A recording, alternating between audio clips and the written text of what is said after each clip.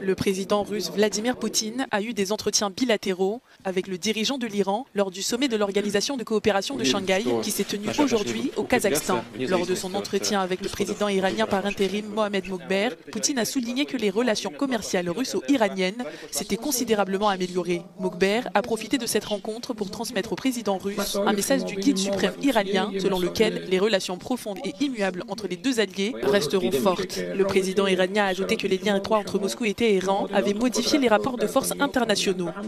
Les États-Unis et Israël sont intrinsèquement liés, comme je l'ai souvent souligné. D'un autre côté, la Russie et l'Iran, et c'est ici mon deuxième point, ont compris qu'il est vain d'essayer de plaire aux États-Unis ou à Israël. Une approche ferme est indispensable. Si vous croyez que la bienveillance suffira à obtenir un compromis de leur part, vous faites erreur. Vous êtes en plein rêve. Cela implique que la Russie et l'Iran se rapprochent de plus en plus. De fait, cette alliance s'étend également à la Chine et à la Corée du Nord. Pourquoi? Parce que ces nations se sentent toutes menacées par les États-Unis. Elles resserrent donc leurs liens. Et comme je l'ai déjà mentionné, elles ont compris qu'une stratégie intransigeante est nécessaire face aux États-Unis et à Israël.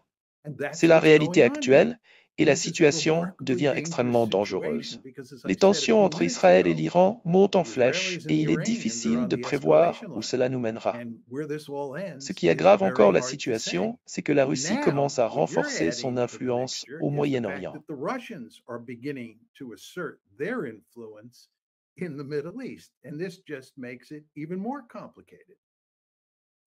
Bonjour chers amis, bienvenue sur la chaîne Monde Multipolaire. Dans cette vidéo, nous allons examiner les événements les plus significatifs des 48 dernières heures et même des dernières semaines. Nous avons beaucoup de mises à jour intéressantes à couvrir, alors plongeons directement dans le vif du sujet. Pour nous soutenir, abonnez-vous, commentez et likez la vidéo. Comme l'explique le professeur John Mearsheimer, nous assistons à un réalignement fondamental des alliances mondiales. Autrefois alliés puissants, les États-Unis et Israël se retrouvent aujourd'hui de plus en plus isolés. En phase 2, une alliance dirigée par la Russie et l'Iran, soutenue par la Chine et la Corée du Nord, prend de l'ampleur. Cette coalition n'est pas née d'un choix délibéré, mais d'une nécessité. Après des années de négociations infructueuses et de promesses non tenues, ces nations ont conclu que la seule façon de protéger leur souveraineté et leurs intérêts est de répliquer avec fermeté. Comme le décrit Mearsheimer, ils jouent désormais un jeu à haut risque, et les enjeux n'ont jamais été aussi élevés. Mais, qu'est-ce que cela signifie pour le reste du monde? Quelles seront les conséquences de cette escalade rapide? L'alliance entre la Russie, l'Iran, la Chine et la Corée du Nord constitue un défi majeur pour l'ordre mondial actuel. Pris individuellement, ces pays ont toujours posé des obstacles à la politique étrangère américaine. Ensemble, ils forment désormais un contrepoids redoutable. Il ne s'agit pas uniquement de capacités militaires. Cette alliance a aussi des implications économiques et stratégiques significatives. Prenons par exemple la Russie et la Chine. La puissance militaire de la Russie, combinée à la force économique de la Chine, crée un partenariat redoutable. La Chine, deuxième économie mondiale, a les moyens de financer et de soutenir des actions militaires ou d'imposer des sanctions, comme peu d'autres nations peuvent le faire. Pendant ce temps, la Russie apporte son savoir-faire militaire et l'équipement dont l'Iran et la Corée du Nord ont grandement besoin. Ensemble, ils forment un réseau presque impénétrable de coopération militaire et économique. L'Iran, quant à lui, joue un rôle crucial au Moyen-Orient en contrôlant des routes pétrolières stratégiques et en exerçant une influence considérable dans la région. Ce n'est pas un hasard si Mearsheimer qualifie cette situation de particulièrement dangereuse.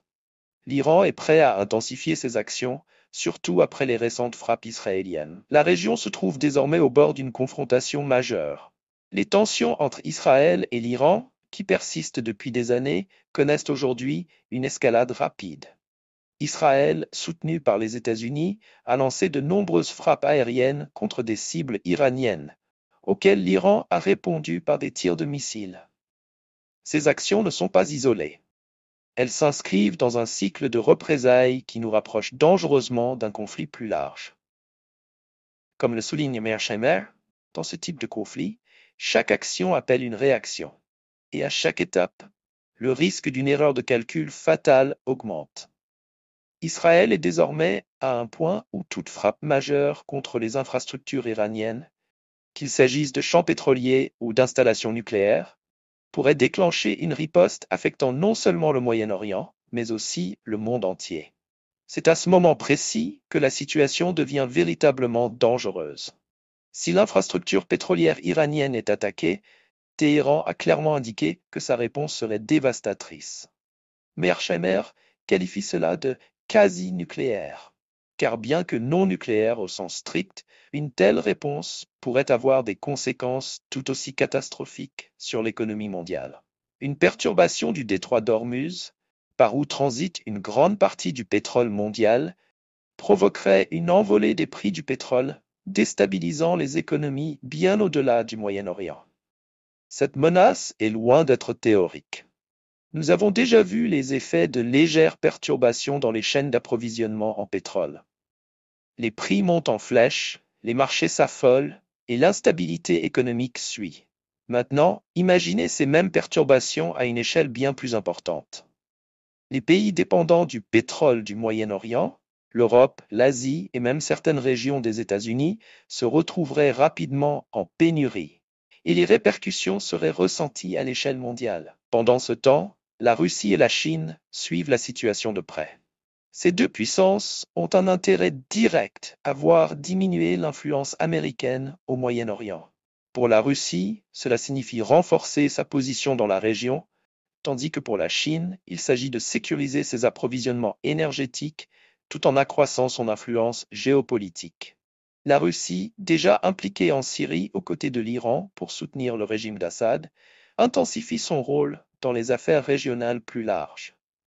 Chaque action des États-Unis ou d'Israël offre à Moscou une opportunité d'affaiblir l'influence occidentale tout en renforçant la sienne. De son côté, bien que la Chine ne soit pas directement impliquée sur le plan militaire, elle joue un rôle essentiel.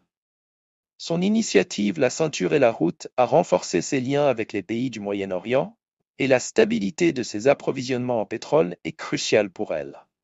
Si l'Iran est trop poussé à bout, Pékin pourrait se retrouver face à un dilemme: défendre ses intérêts économiques tout en évitant une confrontation directe avec l'Occident.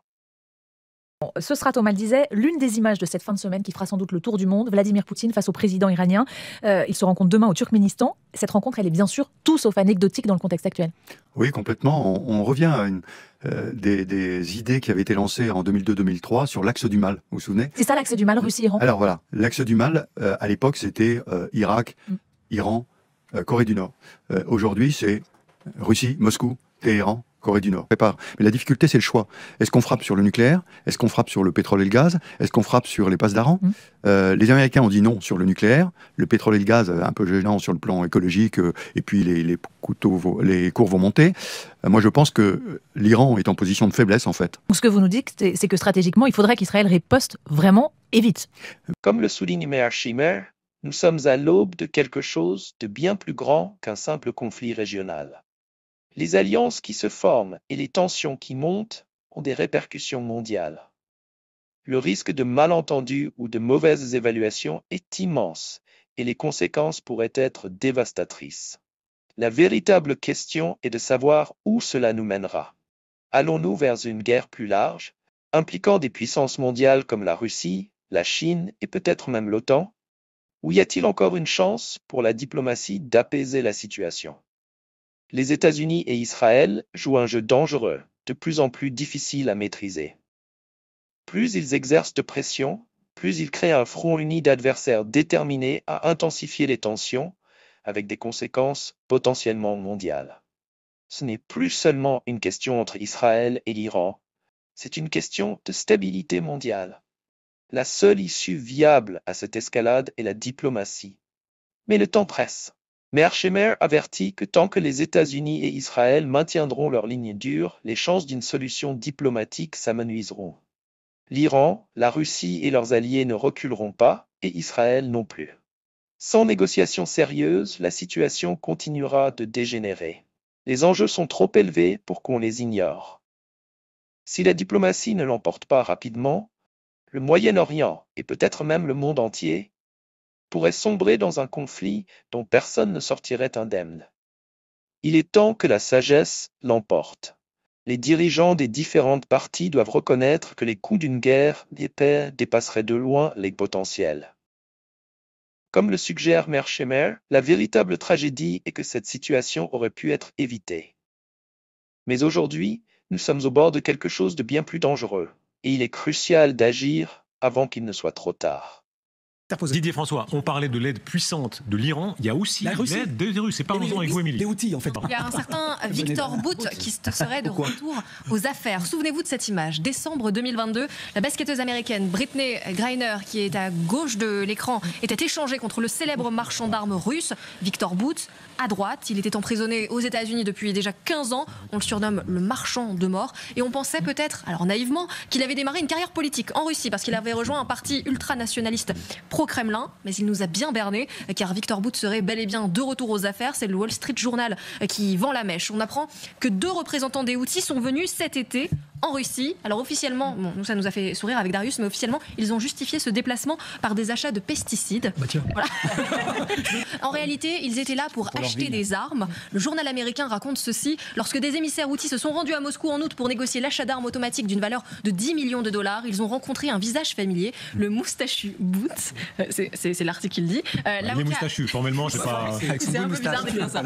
L'avocat américain de Victor Bout explique que tout ceci est complètement faux, qu'on a tout inventé. Victor Bout a cessé ce genre d'activité depuis plus de 20 ans. Mais regardez, la suite est très intéressante parce que ça a toute son importance. Cet avocat de Victor Bout dit « Mais si le gouvernement russe l'a autorisé, cela ne serait pas différent de l'envoi par le gouvernement américain d'armes de destruction massive à l'un des adversaires de la Russie, l'Ukraine. » On a cherché à avoir la confirmation du côté du Kremlin. Dmitri Peskov a réagi sans surprise. Il dit « Vous racontez n'importe quoi ». Nous avons vu cette publication du Wall Street Journal. Nous sommes plutôt d'avis pour dire que cette histoire est une fake news. Ou alors, c'est une tentative de dénigrement des élus représentant notre peuple. Restez informés, restez vigilants, les enjeux n'ont jamais été aussi élevés.